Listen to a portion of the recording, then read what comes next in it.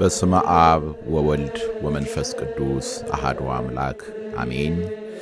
እግዚአብሔር የሚወዳችሁ እግዚአብሔርን የምትወዱ የክርስቶስ ቤተሰቦች እንደምን ሰነበታችሁ? እንደምን ከረማችሁ?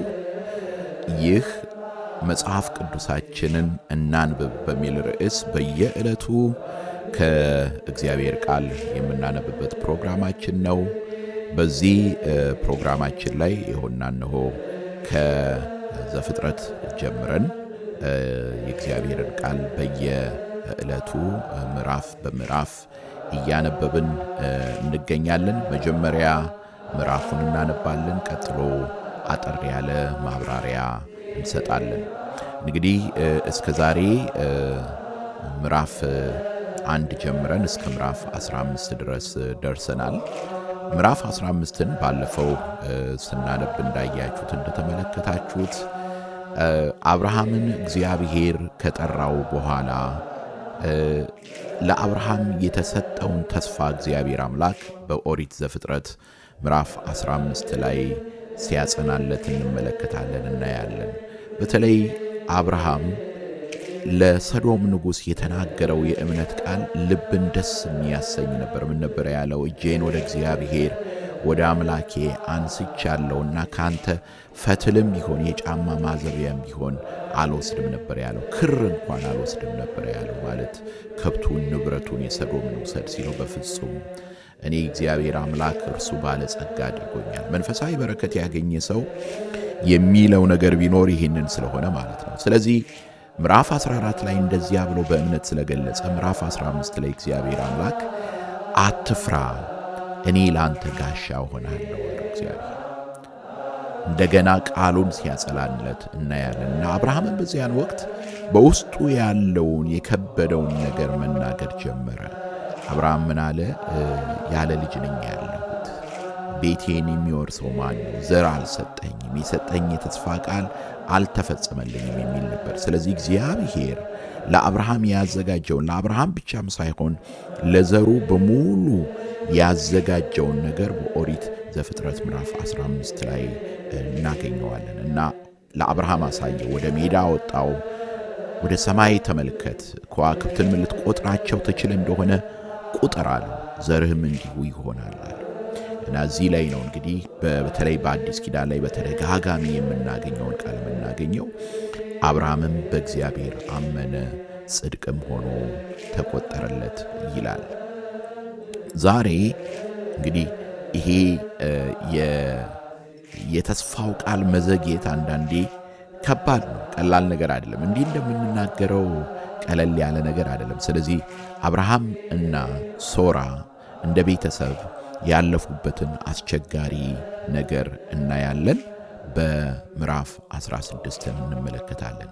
እግዚአብሔር አምላክ ከቃሉ በእውነት ማስተዋልን ጥበብን እንዲያድለን ቅዱስ ፈቃዱ ይሁንልን። ኦሪት ዘፍጥረት ምዕራፍ 16። የአብርሃም ሚስት ሶራ ግን ለአብርሃም ልጅ አልወለደችለትም ነበር። ስሟ አጋር የተባለ ግብፃዊት ባሪያም ነበረቻት። ሶራም አብርሃምን እነሆ እንዳልወድ እግዚአብሔር ዘጋኝ፣ ምናልባት ከእርሷ በልጅ እታነጽ እንደሆነ ወደ እርሷ ግባ አለችው። አብርሃምም የሶራን ቃል ሰማ። አብርሃምም በከነዓን ምድር 10 ዓመት ከተቀመጠ በኋላ የአብርሃም ሚስት ሶራ ግብፃዊት ባሪያዋን አጋርን ወስዳ ለባሏ ለአብርሃም ሚስት ትሆነው ዘንድ ሰጠችው። እርሱም ወደ አጋር ገባ፣ አረገዘችም። እንዳረገዘችም ባየች ጊዜ እመቤቷን በዓይኗ አቃለለች። ሶራም አብርሃምን መገፋቴ በአንተ ላይ ይሁን፣ እኔ ባሪያዬን በብብትህ ሰጠውህ። እንዳረገዘችም ባየች ጊዜ እኔን በዓይኗ አቃለለችኝ፣ እግዚአብሔር በእኔና በአንተ መካከል ይፍረድ አለችው። አብርሃምም ሶራን እነሆ ባሪያሽ በእጅሽ ናት፣ እንደ ወደድሽ አድርጊባት አላት። ሶራም ባሰቃየቻት ጊዜ አጋር ከፊቷ ኮበለለች። የእግዚአብሔር መልአክም በውሃ ምንጭ አጠገብ በበረሃ አገኛት። ምንጩም ወደ ሱር በምትወስደው መንገድ አጠገብ ነው። እርሱም የሶራ ባሪያ አጋር ሆይ ከወዴት መጣሽ? ወዴትስ ትሄጃለሽ? አላት። እርሷም እኔ ከመቤቴ ከሶራ የኮበለልኩ ነኝ አለች። የእግዚአብሔር መልአክም ወደ እመቤትሽ ተመለሺ፣ ከእጇም በታች ሆነሽ ተገዢ አላት። የእግዚአብሔር መልአክም ዘርሽን እጅግ አበዛለሁ፣ ከብዛቱም የተነሳ አይቆጠርም አላት። የእግዚአብሔር መልአክም አላት፣ እነሆ አንቺ ጸንሰሻል፣ ወንድ ልጅንም ትወልጃለሽ፣ ስሙንም እስማኤል ብለሽ ትጠሪዋለሽ፣ እግዚአብሔር መቸገርሽን ሰምቶአልና። እርሱም የበዳ አህያን የሚመስል ሰው ይሆናል፣ እጁ በሁሉ ላይ ይሆናል፣ የሁሉም እጅ ደግሞ በእርሱ ላይ ይሆናል። እርሱም በወንድሞቹ ሁሉ ፊት ይኖራል። እርሷም ይናገራት የነበረውን የእግዚአብሔርን ስም ኤልሮኢ ብላ ጠራች፣ የሚያየኝን በውኑ እዚህ ደግሞ አየሁትን ብላለችና። ስለዚህም የዚያ ጉድጓድ ስም ብሔር ለሃይሮኢ ተብሎ ተጠራ። እርሱም በቃዴስና በባሬድ መካከል ነው። አጋርም ለአብርሃም ወንድ ልጅን ወለደች። አብርሃምም አጋር የወለደችለትን የልጁን ስም እስማኤል ብሎ ጠራው። አጋር እስማኤልን ለአብርሃም በወለደችለት ጊዜ አብርሃም የ86 ዓመት ሰው ነበረ። በፍጡር የሚያመልክ የተረገመ ነው። እግዚአብሔር አምላክ ስለ ቃሉ የተመሰገነ ይሁን። ይሄ ምዕራፍ 16 ዘፍጥረት እጅግ በጣም አስቸጋሪ ምዕራፍ ነው። ለምን? ምክንያቱም ስለ አረማውያን አይደለም የሚናገረው እዚህ ላይ፣ ወይም ደግሞ በክህደት ሕይወት ውስጥ ስላሉ ሰዎች አይደለም የሚናገረው። የእግዚአብሔርን የተስፋ ቃል ኪዳን የተቀበሉ በእምነት ያሉ። ምክንያቱም ምዕራፍ 15 ላይ አብርሃምም አመነ ጽድቅም ሆኖ ተቆጠረለት የሚለውን ቃል አግኝተናልና በእምነት ያሉ አማኞች የሆኑ ሰዎች የሚያጋጥማቸውን ፈተና እንመለከታለን፣ እናያለን።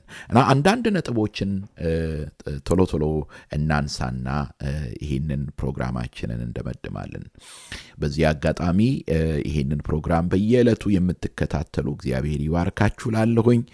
እንደዚሁም ለሌሎች እንዲተርፍ ነውና ዋናው ዓላማችን ለሌሎችም ይህንን ፕሮግራም ሼር እንድታደርጉላቸው እንዲደርሳቸው። ምክንያቱም ብዙ ጩኸት ነው ያለው ኢንተርኔቱ ላይ። በየሳምንቱ አዳዲስ የሆነ ትሬንድ አለ። አዳዲስ ጆሮን የሚያደነቁር ጆሮን ጭው የሚያደርግ ነገር አለ። ያ ከሆነ ሕይወታችሁን የሚመራው ወንድሞቼ እህቶቼ ከእግዚአብሔር የሆነውን ስንት ነገር አተናል መሰላችሁ። እኔ እየተባረኩኝ ነው፣ የእናንተን አላውቅም። በየዕለቱ ይህንን ቃል በማነብበት ጊዜ ምንም አይነት ጩኸት ይምጣ፣ ምንም አይነት ነገር ይኑር፣ ይሄ እግዚአብሔር ቃል መሰረት ይሆነኛል። ይሄ እግዚአብሔር ቃል ያቆመኛል። ስለዚህ በዚህ በምዕራፍ 16 ላይ የምናገኘው ነገር ምንድን ነው? የመጀመሪያው አንደኛው ነገር እምነት ሲዝል፣ እምነታችን ሲደክም የሚያጋጥመንን ነገር እዚህ ቦታ ላይ እንመለከታለን፣ እናያለን። አብርሃም ከሀገሩ ሲወጣ የ75 ዓመት ሰው ሆኖ ነው የወጣው። የ75 ዓመት ሰው ሆኖ ነው እግዚአብሔር የጠራው እና በከነዓን ምድር ላይ ሳራ እና አብርሃም 10 ዓመት ኖረዋል። እና ይህ ነገር ያጋጠማቸው በሳራ የ75 ዓመት ሰው ሆና ማለት ነው። የ75 ዓመት ሰው ሆና ነው። ምክንያቱም ከሀገሯ ስትወጣ እሷ ደግሞ የ65 ዓመት ሰው ስለነበረች ማለት ነው። እና ልጅ አልነበራቸው። በነገራችን ላይ ዛሬ በ21ኛው ክፍለ ዘመን ላይ ሆነን አይደለም ይህንን ንባብ ማንበብ ያለብን፣ ወደኋላ ተመልሰን ማየት ይኖርብናል። እና በዛን ወቅት አንዲት ሴት ልጅ ከሌላት በማህበረሰቡ ውስጥ በጣም ከባድ የሆነ ችግር ነው የሚያጋጥማት። ስለዚህ የዛን ጊዜ ይሄንን ቀውስ፣ ይሄንን ችግር ለመፍታት ሳራ አቋራጭ መንገድ መከተል ፈለገች። እግዚአብሔር የተስፋ ቃልን እንደሰጠው አውቃለች። ግን ያ ሲዘገይ በቃ የማይሆን መሰላት እና ብዙ ጊዜ ምንድን ነው የሚሆነው ካላችሁኝ፣ የእምነት ጆሮአችን ሲደክም፣ የእምነት ሐሳብ ከአእምሮአችን ቀስ እያለ ቦታ እያጣ ሲሄድ የዓለም ድምጾች እየበረቱ ይመጣሉ። እና ለሳራ የሚሆነው ነገር ቢኖር ይሄ ነው። ሳራ የወደቀችበትን ወይም ደግሞ ሳራ የደከመችበትን ነገር እኛም እንደክማለን። ሐዋርያው ምንድነው የሚለው? ማንም የቆመ የሚመስለው ቢኖር እንዳይወድቅ ይጠንቀቅ ነው ያለውና እና ይህ ወደ ከባድ ነገር መራት። ምንድነው? በጊዜው ይደረግ የነበረ ነገር ነው። በነገራችን ላይ ይሄ ነገር ምን አለች? እንግዲያውስ አገልጋዬን ውሰድና ከእርሷ ጋር ተኛ አለችው። በዚህ በሐሙራቢ ሕግ ተብሎ የሚታወቀው ከክርስቶስ ልደት በፊት በ18ኛው ክፍለ ዘመን ማለት ከ1800 ዓመት በፊት የነበረ ሕግ ይሄንን ያዛል። እንደዚሁም ደግሞ የኑዚ ጽላት ወይንም ደግሞ የኑዚ ታብሌት ተብሎ የሚታወቀውም እዛም ላይ ይሄንን ነገር የሚናገር ነገር ነው ይናገራል። ስለዚህ ካልቸራሊ ማለት በባህል ደረጃ የሚፈቀድ ነው በዛ ዘመን በባህል ደረጃ። ነገር ግን ባህል የሚፈቅደው ስለሆነ ግን እግዚአብሔር ያጸድቀዋል ማለት ግን አይደለም። በባህሉ ሁሉም ሰው የሚያደርገው ስለሆነ በእግዚአብሔር ዘንድ አስደሳች ነው ማለት አይደለም። ለምን?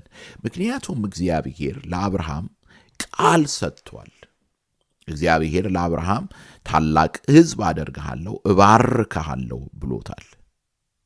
ነገር ግን ቁጥር 2 ላይ ያለውን ቃል በጣም በጥንቃቄ ተመልከቱት። ምንድን ነው ያለችው ሳራ? እግዚአብሔር ከለከለኝ ነው ያለች። ስለዚህ ይሄ የሳራ እርምጃ የእግዚአብሔርን ቃል መጋፋት ነበር። በቃ እግዚአብሔር ክንዱ አጥሯል፣ እግዚአብሔር ቃሉን ቀይሯል የሚል ነበር እና እዚህ ላይ ነው እንግዲህ ከባድ ነገር አብርሃም ያደረገው። ምን ይላል? ቁጥሩን እንዳለ ባነበው ደስ ይለኛል። ምንድነው የሚለው? አብርሃምም ቁጥር 2 ላይ ሶራም አብርሃምን እነሆ እንዳልወልድ እግዚአብሔር ዘጋኝ አለች እና ቁጥር 3 አብርሃምም የሶራን ቃል ሰማ። ይሄንን ቃል ስታነቡ ምንድነው ወደ አእምሯችሁ የሚመጣው? በቀጥታ ይሄ ቃል ኦሪት ዘፍጥረት ምዕራፍ 16 የሚወስደን ወደ ኦሪት ዘፍጥረት ምዕራፍ 3 ነው። አዳም የሚስቱን ቃል ሰማ፣ ከዛፉ ወስዶ በላ እና እሷ ደግሞ የሰማችው የማንን ነው? የእባቡን ቃል ነው የሰማችው። እሷም አቋራጭ መንገድ ነው የፈለገችው። እግዚአብሔር አዳምንና ሔዋንን ሲፈጥራቸው በእርሱ አራያና አምሳል ነው የፈጠራቸው። ምን እንዲሆኑ? ከእሱ ጋር ኅብረት እንዲያደርጉ፣ የመለኮታዊ ክብሩ ተካፋዮች እንዲሆኑ ነው። እርሱን እንዲመስሉ ነው። ስሙን እንድንቀድስ፣ ክብሩን እንድንወርስ ማለት ነው። ክብሩን እንድንወርስ ማለት እርሱን እንድንመስለው፣ አማልክት ዘበጸጋ እንድንሆን ነው። ነገር ግን ሔዋን ምንድን ያደረገችው? ያን የእግዚአብሔርን ቃል መጠበቅ ትታ በአቋራጭ መንገድ አምላክ የምትሆንበትን መንገድ ነበር የፈለገችው። ስለዚህ በላች፣ ለባሏ ሰጠችው፣ ባሏም የሷን ቃል ሰማ። ስለዚህ አብርሃም ይሄንን የሳራን ቃል ሰማ። ወይም የሶራን፣ ገና ሳራ አልተባለችም፣ ሶራ ነው እስካሁን ድረስ ራሱን የቻለ ታሪክ አለው እና የሶራን ቃል ሰማ። ስለዚህ ወደ አጋር ዘንድ ገባ። አጋር ጸነሰች። በአቋራጭ መንገድ ስንሄድ ለጊዜው የምንፈልገውን ነገር እናገኛለን። አይኖቻችሁ ይከፈታሉ ብሏቸው ነበረ እባቡ ለሔዋንና ለአዳም። አይኖቻቸው ተከፍተዋል፣ ግን ያዩት ኀፍረትና ፍርሃትን ነበረ። ልክ እንደዚያ ሁሉ የሚፈለገው ልጅ ስለነበረ ጸነሰች አጋር። ወዲያው ግን ያ ሰላም የሞላበት ቤት፣ ያ የእግዚአብሔር ጥበቃ ያለበት ቤት ወዲያው ታላቅ ትርምስ ሆነ። ምክንያቱም ከመጀመሪያውኑ የእግዚአብሔርን ፈቃድና የእግዚአብሔርን ሐሳብ መጠበቅ ስላልተቻለ አሁንም ስጋዊ ነገር ሲመጣ እንመለከታለን፣ እናያለን። ያው መጽሐፈ ምሳሌ ምዕራፍ 30 ላይ በጣም ኃይለ ቃል አለ። ምን ይላል? ምድር በሶስት ነገር ትናወጣለች ይላል። አራተኛውን መሸከም አትችልም። አራተኛው ምንድን ነው? አገልጋይቱ እመቤቲቷን መተካት ስትሞክር ማለት ነው። የዛን ጊዜ ቤት እንዳለ ይደበላለቃል። ለምን? ቅናት፣ ምቀኝነት፣ ምን ሁሉ ይገባል። አጋር ጸነሰች እና እመቤቲቱን አቃለለቻት ነው የሚለው። ሶራን አቃለለቻት። ሶራ ወይም ሳራ አበደች፣ በቅንዓት ጦፈች። ስለዚህ መጣችና አብርሃምን ከሰሰችው። እግዚአብሔር ይፍረድ ባንተና በእኔ መካከል አለች እና የአብርሃምን ሚና ተመልከቱ። እዛ ላይ ምን እንዳለ ምንድነው ያለው? አብርሃም ምን አለ? አብርሃምም ሶራን እነሆ ባሪያሽ በእጅሽ ናት፣ እንደ ወደድሽ አድርጊባት አለ። በቃ እንዳለ ቤቱ ውስጥ የነበረውን የቤቱ ራስ መሆንን እንዳለ ተወው በቃ። እና ስሜት በዚያ ቦታ ላይ ያለ ልጓም እንዲጋልብ ፈቀደ። እና ወዲያው የሆነውን ተመልከቱ። ሶራም አሰቃየቻት ነው የሚለው። ሶራም ባሰቃየቻት ጊዜ አጋር ከፊቷ ኮበለለች ይላል። አጋር ከፊቷም ኮበለለች። ለስጋ ፈቃድ ራሳችንን አሳልፈን ስንሰጥ ከዛ በኋላ የሞራል ጉልበታችንን እናጣለን። የሥነ ምግባር ጉልበታችንን እናጣለን። የዛን ጊዜ ልጆቻችንን ለመቅጣት መንገድ ለማስያዝ በቃ ያቅተናል። በነገራችን ላይ ይሄ በሃይማኖት አባቶችም በሃይማኖት መሪዎችም ሁሉ የሚታይ ነገር ነው። እኛ አቋራጭ መንገድ በምንከተልበት ጊዜ ሌሎችን ለመገሰጽና ሌሎችን መልክ ለማስያዝ እንኳን እንፈራለን። አቅም አይኖረንም፣ ጉልበት አይኖረንም። የሃይማኖት አባቶች ብቻም አይደለም፣ የቤተሰብ መሪዎች፣ አባቶች፣ እናቶች በጣም መጠንቀቅ አለባችሁ። ቤታችሁ ውስጥ ጎትታችሁ የምታገቡትን፣ ቤታችሁ ውስጥ ጎትታችሁ የምታመጡትን ነገር በጣም መጠንቀቅ አለባችሁ። ከዛ በኋላ ግን ምንድን ነው የሚሆነው? ቅንዓት። ከዛ በኋላ ስቃይ፣ አንዱ አንዱን፣ ባል ሚስትን መጉዳት፣ ሚስት ባልን መጉዳት፣ ወደዚያ አይነት ነገር ውስጥ ነው የምንገባው። እና የዛን ጊዜ ሶራ ኮበለለች፣ ይቅርታ አጋር ኮበለለች። እዚህ ላይ አንድ ነገር እናንሳ። ስለ አጋር ምንድን ነው የሚሰማችሁ? በዚህ ሁሉ አጋር የት ነው ያለችው? ይታያቸዋል። አብርሃም አጋርን እንኳን በስሙ አይጠራትም። ምንድን ነው የሚላት? ባሪያች በእጅሽ ናት። ተጠቅሞባታል። ነገር ግን ባሪያች ነው ያላት፣ አጋር አላላትም። ከዛ በኋላ ግን ተመልከቱ የሚሆነውን ነገር። እግዚአብሔር አምላክ ራሱ አጋርን ሲያነጋግር እንመለከታለን፣ እናያለን። በመጽሐፍ ቅዱስ ላይ በጣም ከሚገርሙት በተለይ በብሉይ ኪዳን ላይ ከምናገኛቸው አስደናቂ ነገሮች አንዱ የአጋርን ነገር ነው የምናየው። ዲዲሞስ ዘእውሩ የተባለ የቤተ ክርስቲያን አባት ሲናገር ምን ይላል? የዚህ የእስክንድሪያ ትምህርት ቤት ሊቅ የነበረው ከዚህ ጽሑፍ የአጋርን ግብረ ገብነት መረዳት እንችላለን። መልአኩ ካናገራትና ትኩረት ከሰጣት በኋላ የምትናቅ ሴት አለመሆኗን እንረዳለን። መልአኩ የተናገረው በእግዚአብሔር ፈቃድ እንደሆነ ግልጥ ነው ይላል።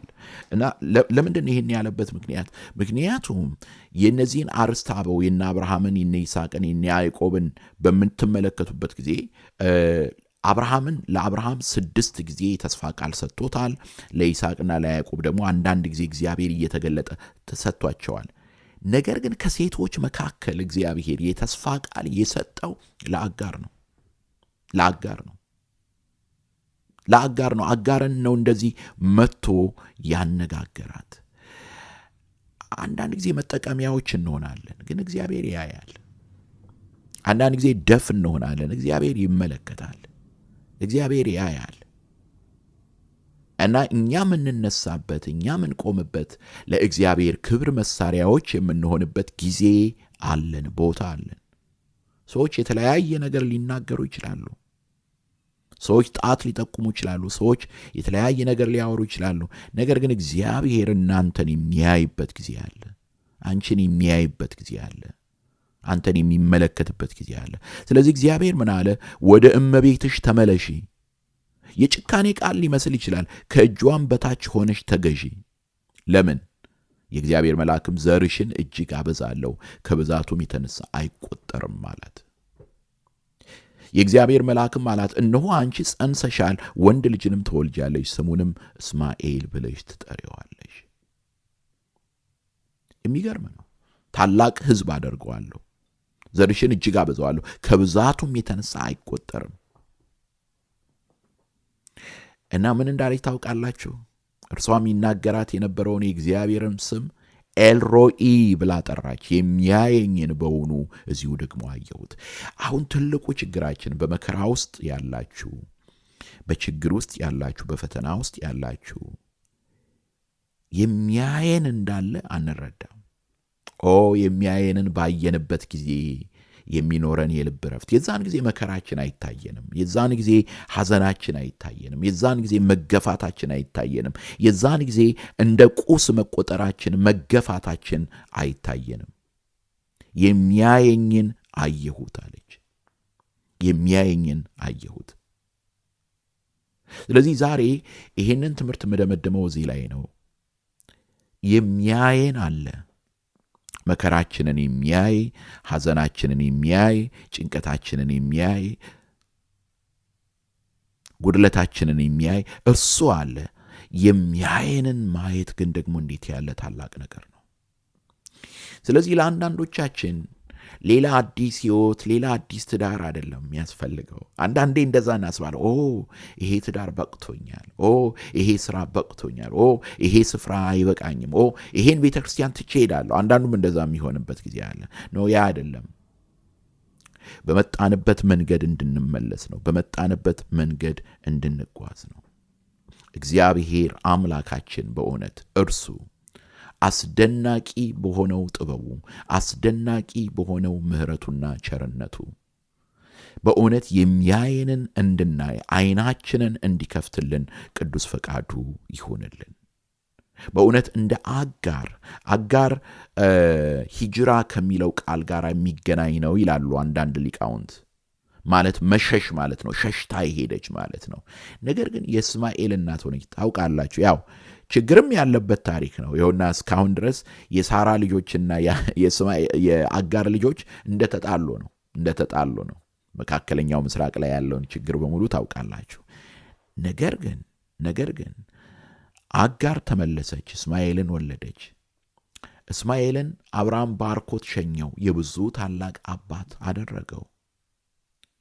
ስለዚህ እኔና እናንተም እግዚአብሔር ታላቅ ሥራ በእኔና በእናንተ ሕይወት ውስጥ እንደሚሠራ ማወቅ አለብን።